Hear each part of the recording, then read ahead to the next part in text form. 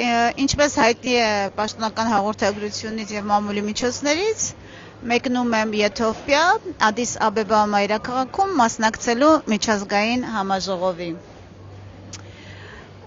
Մինչ մեկնելը ես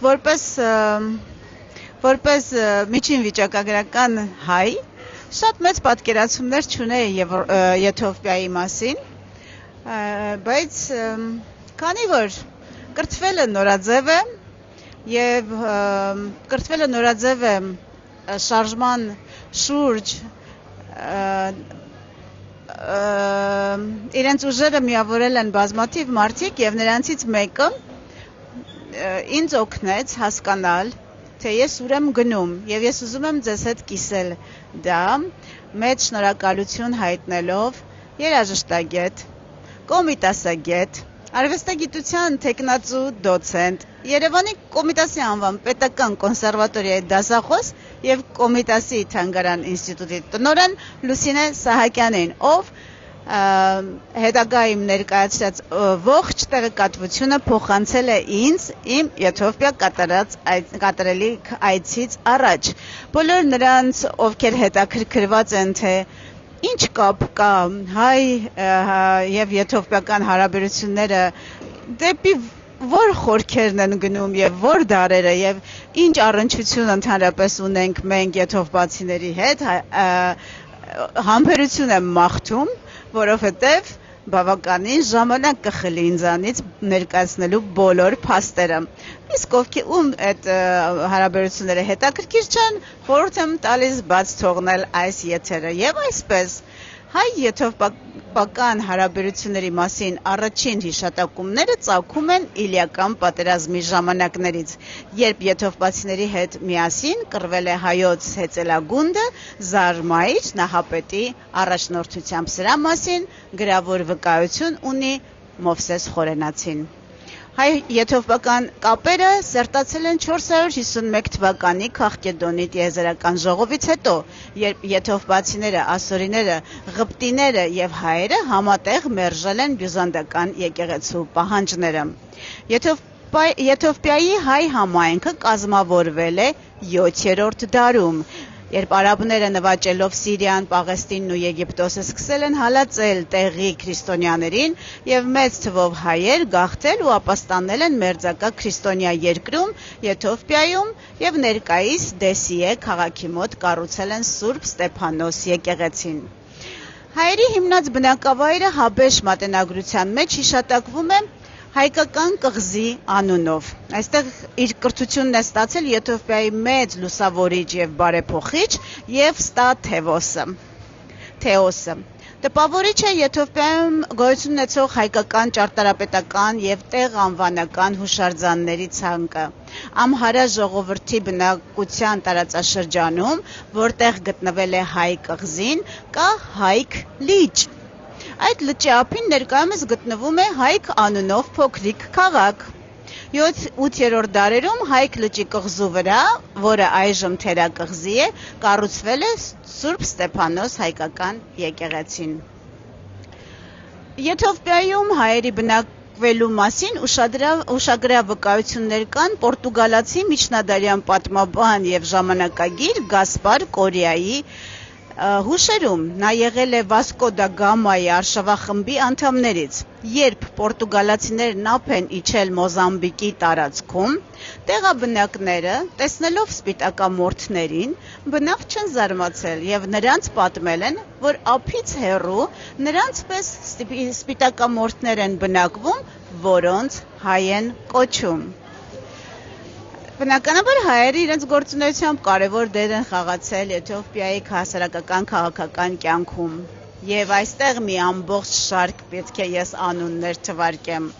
Հայտնի են Մաթեվոս անունով հոգևորական դիվանագետը, որը 1513 թվականին հատուկ առաքելությամբ ուղարկվել է Պորտուգալիա Մուրադ Հալեփցին եւ Եթովպիայի թագավորի դեսպանն ու առևտրական ներկայացուցիչը Հնդկաստանում, տարբեր մարդկանց մասին էր խոսքը 17-րդ դար։ Եթովպիայի մասին առաջին գիտական աշխարհացույցը, որտեղ մեծ ճշգրտությամբ տրված են երկրի տեղագրությունը, լեռների, դաշտերի, գետերի, քաղաքների նկարագրությունն ու չափագրությունը, կազմել է 17-18-րդ դարերի հայ տոմարագետ, թվաբանագետ, ճանապարհորդ Ավետիք Բաղդասարյանը։ 18-րդ դարի 60-70-ական թվականների պետական գանձապահ է եղել Սեֆել անունով մի հայ, Եթովպիայի պետական գանձապահն է նա եղել, նրա մահից հետո եղել է Հովհաննես Թովմաշյանը, կրկին պետական գանձապահ, ապա վերջինիս որդին Պողոսը։ 20 տարուց ավելի երկրի գլխավոր ճարտարապետ է եղել Գրիգոր Հովյանը 19-րդ դարում, ճանաչված ճարտարապետ էր Մինաս Սերպիկյանը,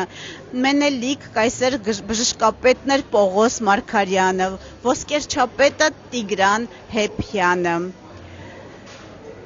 Հայլե Սելասիե կայսեր օրոք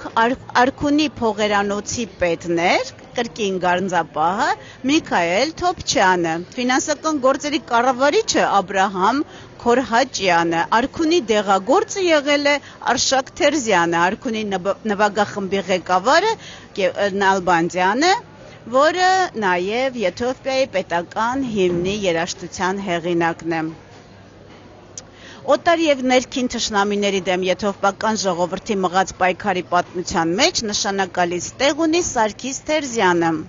որը Եթովպիա է եկել 1882 թվականին, որը վարել է զինվորական և վարչական բարձր պաշտոններ, գլխավորել Լոնդոն, Բեռլին, Վիեննա, Հռոմ, Բրյուսել, Վաշինգտոն ուղարկված եթովպական դիվանագիտական խմբերը։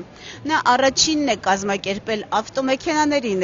ներմուծումը Եթովպիա, ձեռնարկել Ջիբութի Ադիս Աբեբա երկաթուղու կառուցումը և եթովպական բանակը սպառազինել է ժամանակակից զենքով։ 19-րդ դարի վերջին և 20-րդ դարի սկզբին Եթովպիայում գործել են հայկական 10 առևտրական տներ, որոնք իրենց մասնաճյուղերն ունեին Ասիայի և Եվրոպայի մի շարք երկրներում։ Հայ առևտրականները Եթովպիա են ներմուծել երկաթեղեն, զենք, ուզինամթերք, մետաղ, սկապար, բամբակեղեն, ներկեր, մեքենաներ, գործիքներ, արտահանել են մորթի, սուրճ և այլն։ 1950-ականներին Եթովպիա հայերի թիվը հասել է 1000-ի։ Վերջին շրջանում այն նվազել է 100 հայի, այսինքն ներկայումս հավանաբար հենց 100 հայ, մոտ 100 հայ է ապրում, որոնք հիմնականում բնակվում են Ադիս Աբեբայում։ Շատ հետաքրքիր է դավանաբանական միությունը,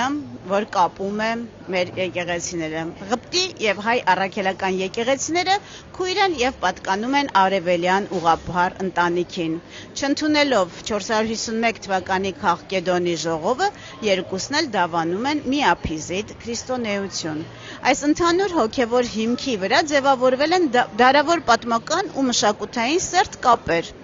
Հայ եթովպացի եկեղեցիների հովվապետերը պարբերաբար հանդիպում են միջազգային ժողովներում քննարկելու իրենց խնդիրները, բայց Ղպտի եկեղեցին իր աղոթքներում հատուկ պատվում է հայ սրբերին, այդ թվում Սուրբ Գրիգոր Լուսավորչին, երբ Սուրբ Ռիփսիմեին։ Արբա լիջոչ հայերեն 40 մանկունք, չափազանց հետաքրքիր և հուզիչ պատմություն։ Սա խոսքը Եթովպիայի առաջին նվագախմբի մասին է։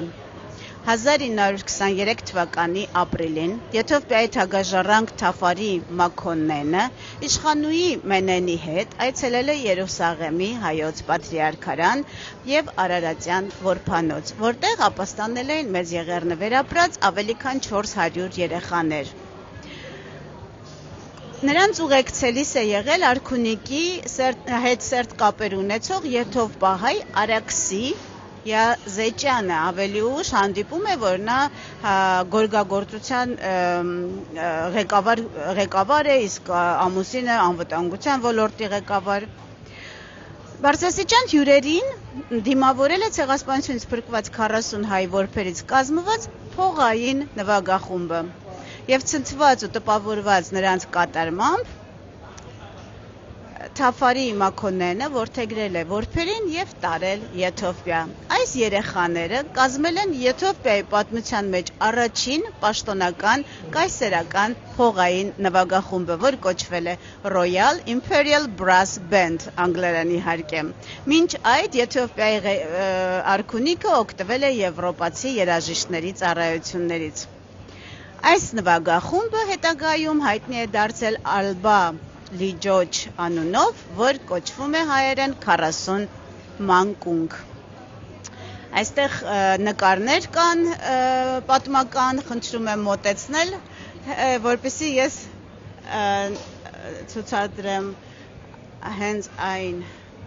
պահը։ Գեմանենեն ամուսնու Եթովպիայի կայսեր Թաֆարի Մաքոնենի հետ Երուսաղեմ եւ հայոց պատրիարք Եղիշե Դուրյանի Սուրբ Զատիկի արթիվ շնորհավորելու եւ հայկական թղամաս այցելելու ժամանակ։ Նվագախմբի ղեկավարն է եղել, ինչպես նշեցին, Գևորգ Նալբանդյանը, ով Եթովպիայի առաջին պետական օրհներգի հեղինակն է, իսկ օրհներգը անվանել են Թեֆերի մարշ Եթովպիա հոյ, որը հայերեն նշանակում է Եթովպիա եղիր երջանիկ։ Արբալիջո նվագախումբն օրհներգն առաջին անգամ հրապարակայնորեն կատարել է 1930 թվականին։ Չափազանց հետաքրքիր է Եթովպիայի կայսերական թագերի ստեղծման գաղտնիքը։ Ադիս Աբեբայի Սուրբ Գևորգ հայ առաքելական եկեղեցու արխիվներում եւ այսպես կան պատմական վավերագրեր, որոնք փաստում են, որ հայերը Եթովպիայի կայսրության ամենավստահելի եւ ազդեցիկ վերնախավն են կազմել։ Եթովպիայում ոսկերչական բարձրարվեստի տեխնիկան, որ կոչվում է ֆիլիգրան, ներմուծել են հայերը։ Ուշագրավ տեղեկություն է, որ արքունի պաշտոնական ոսկերիչը եղել է Տիգրան Էբեյանը, ով ժամանել էր Կոստանդնոպոլսից։ Նա անձամբ պատրաստել է Եթովպիայի երկու խոշորագույն կայսրերի՝ Հովհաննես IV-ի 1881 թվական եւ Մենելիք II-ի 1889 թվական թագադրման արքայական ոսկե թագերը։ Այստեղ ունենք նաեւ երկու կայսրերի լուսանկարները։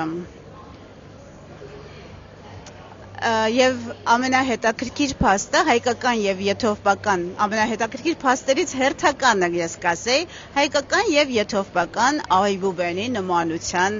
շուրջը կան շատ իդենտիկ տարեր, որ շատ նման են նույն գծագրությամբ եւ գոյություն ունի 3 կարծիք, թե ինչից է բխել այդ նմանությունը։ Առաջին եւ ամենատարածվածը հետեւյալն է, որ հայկական եւ եթովպական այբուբենների այս արտաքին զարմանալի նմանությունը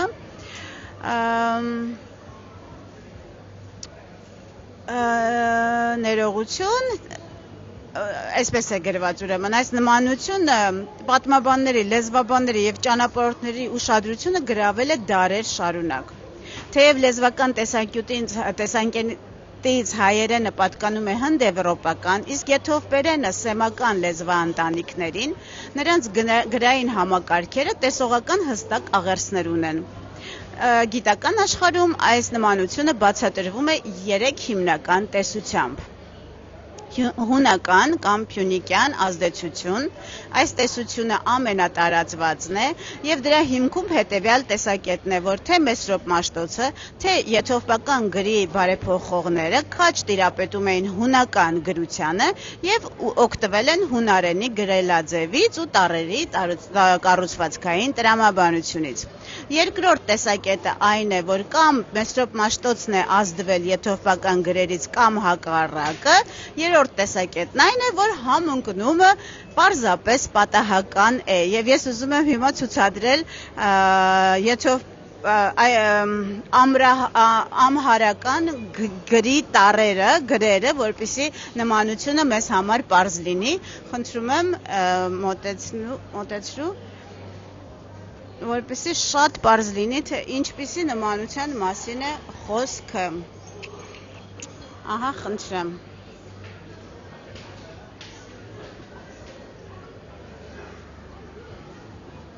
ինչպես տեսնում եք, Ա տառը, Լ տառը, Ռ տառը մեր, իհարկե բնականաբար տարբեր կերպ են հնչում իրենց լեզվով, Ղ-ն եւ շատ ու շատ K-ն, շատ ու շատ նման տառեր։ Ահա այսպիսի զարմանալի նմանություն ունեն ամհարական գիրը եւ հայերեն գիրը։ Եվ ուր հասանք։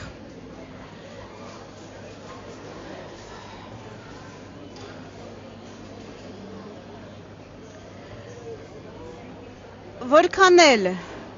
հետաքրքիր է եւ ամեն ինչ սկսվեց հենց այդտեղից, որ Կոմիտաս վարդապետը ունի ուղիղ կապ եթովպահայության հետ, որը երկու ուղղությունով, թե պատմամշակութային առաքելության եւ թե երաժշտական եսկայական ազդեցությամբ է արտահայտվել։ Եթովպահայ համայնքի արխիվային վավերագրերը փաստում են, որ դեռևս 20-րդ դարի կեսերին եթովպահայությունը հատուկ երգահանդեսներով ու մեծ շուկով նշել է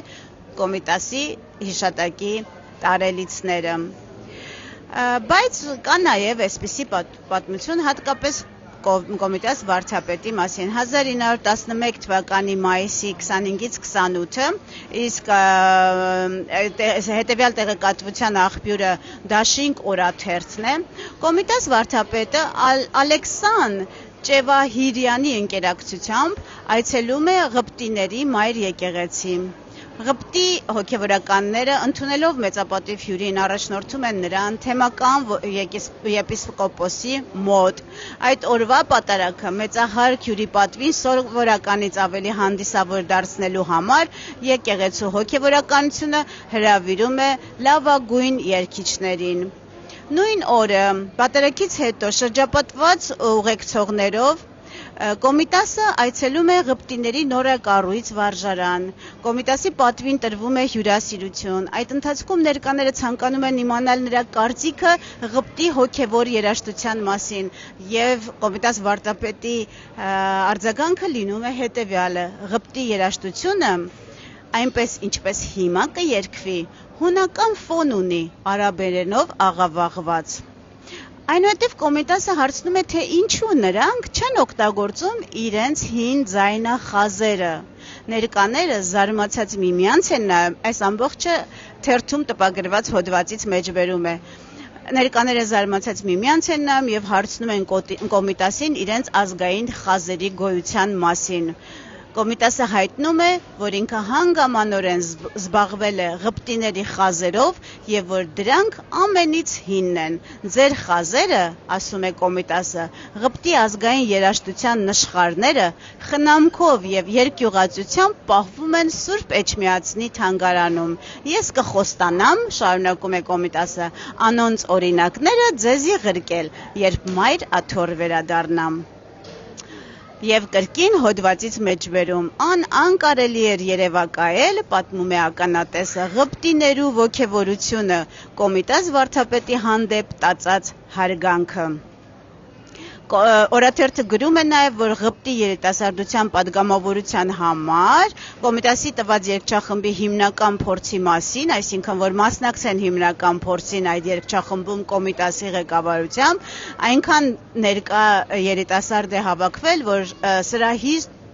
դուրս պարտեզում մեծ ամբոխ է կուտակված եղել։ Ահա այսպիսի տեղեկատվություն Հայաստանի եւ Եթովպիայի հայ եւ եթովպական պատմության խորքերից եկող փաստերի մասին, Կոմիտաս վարդապետի դերի եւ նրա կարեւորության մասին,